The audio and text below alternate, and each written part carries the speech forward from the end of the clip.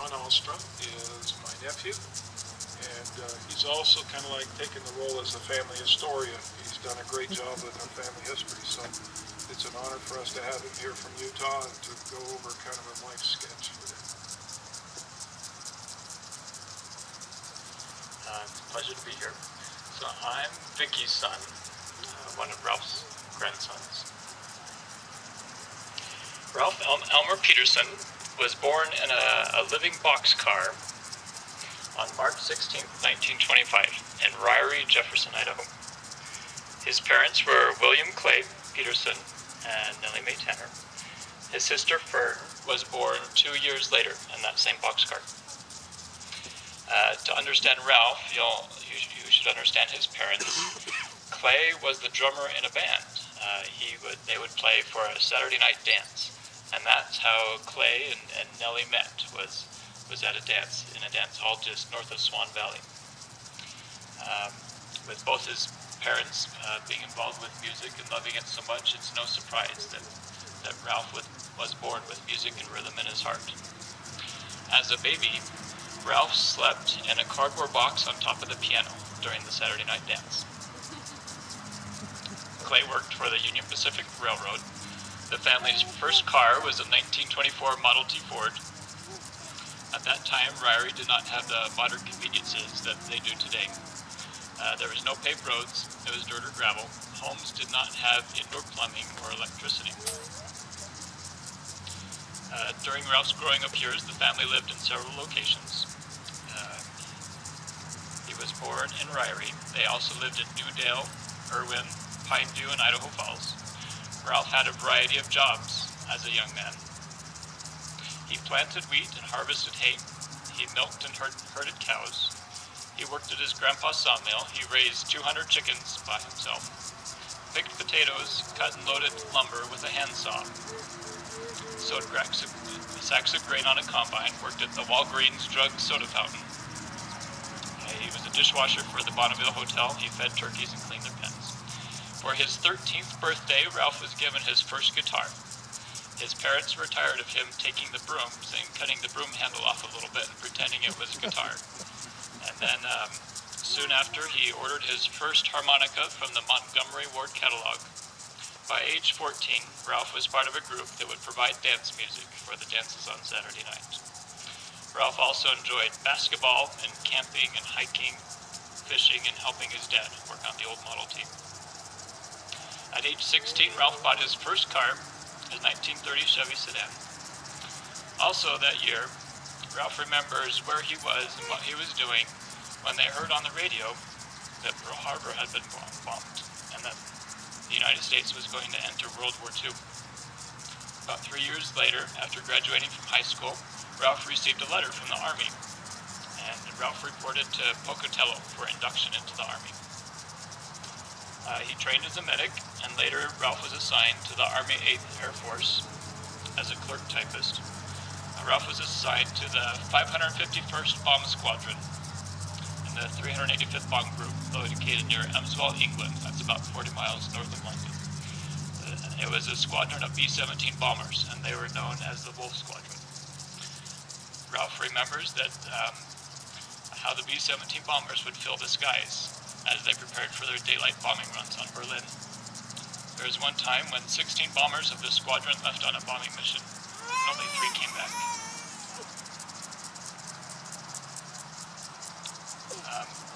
I was moved by the tribute that Ralph was given earlier.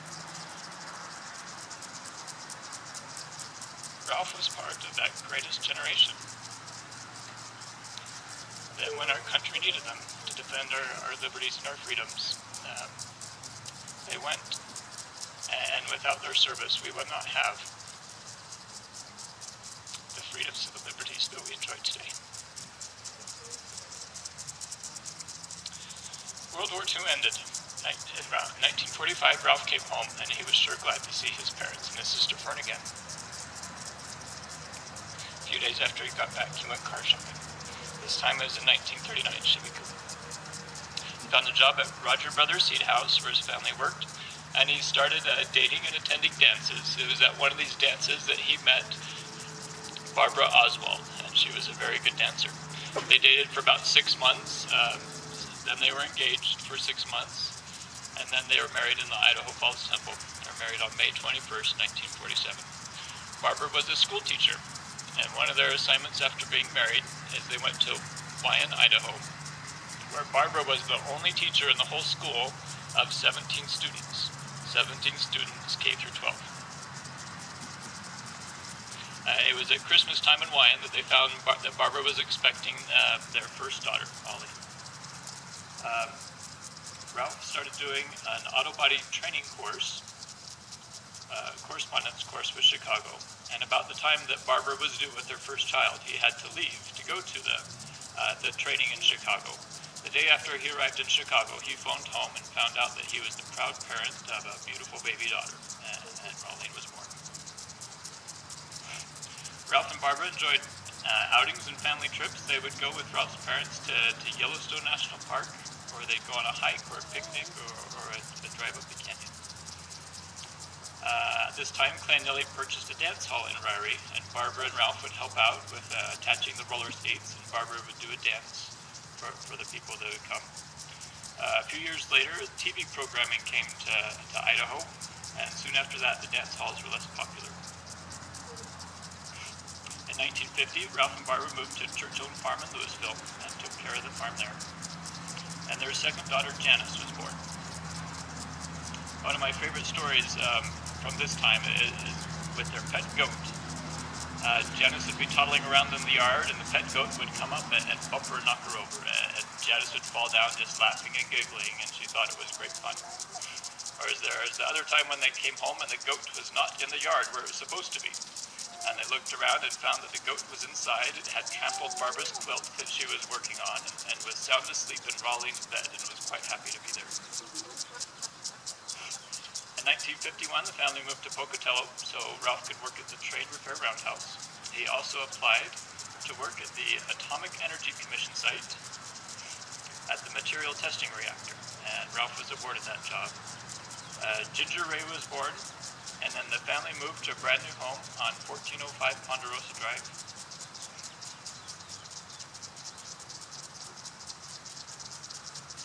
In 1954, Lauren was born. And 2 years later, Vicki was born. The family also got their first television set. In Idaho Falls at the time, there were 2 channels to choose from, both black and white. And the family would go on vacation. They'd go to places like Yellowstone, or they'd go to Disneyland, or to Knott's Berry Farm in California. In 1958, Christine Ann was born, and Brenda was born in 1962. This is a hard time for the family. And to escape from the troubles at home, Ralph would go night clubbing. And it was there that he met Peggy, whose full name is Viola Helen Davis. In 1962, Ralph filed for a divorce from Barbara, and after the divorce was finalized a year later, he married Peggy. Peggy had 2 sons from a previous marriage, Lyle and Brent. In 1966, Ralph joined the Idaho Old Time Fillers Association, and he'd entertain at nursing homes and on planes, on floats during the July parades. Ralph's children grew up and started to get married. Ginger married Dwayne, Janice married Bob, Ollie married Fred. Ralph became a grandpa. When Lauren went on his mission, Ralph and Peggy started attending church again. Charlene married Earl, and after his mission, Lauren married Elaine, and Vicki married David.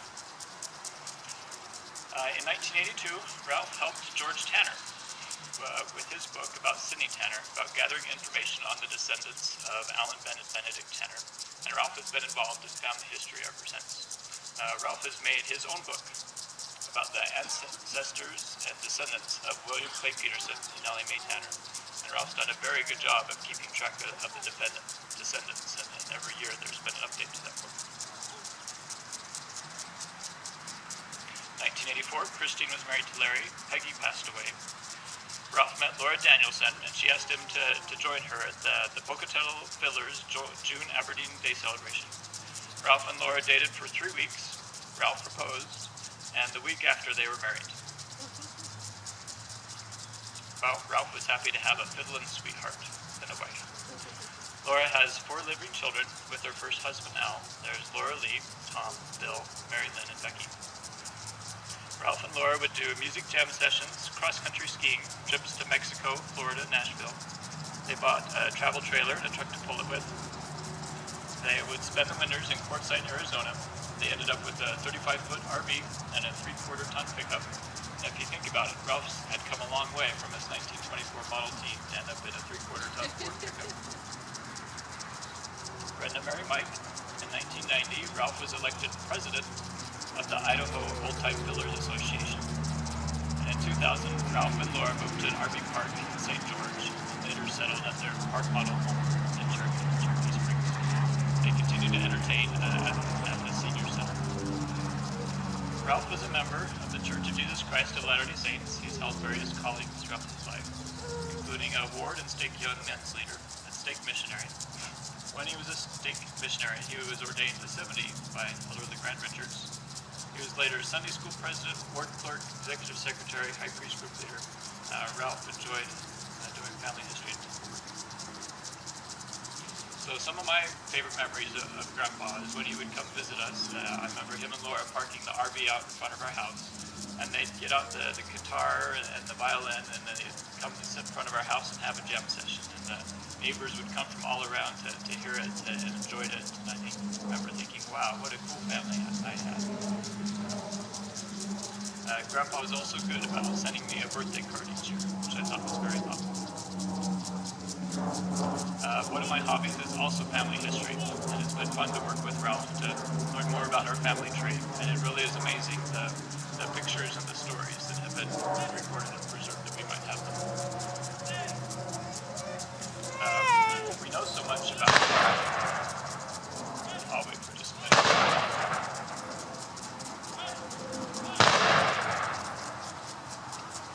We know so much about Ralph because he wrote his own biography, and he says that we all should do the same.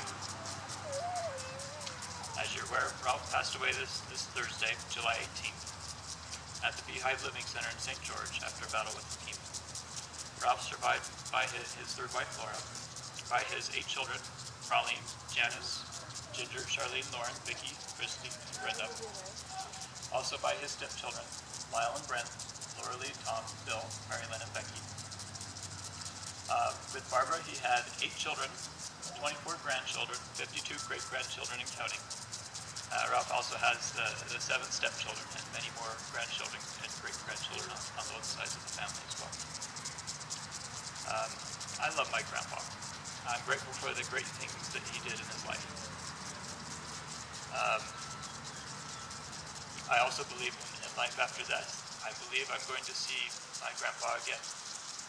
And until we meet again, I hope you will be happy and you will be at peace. Thank you.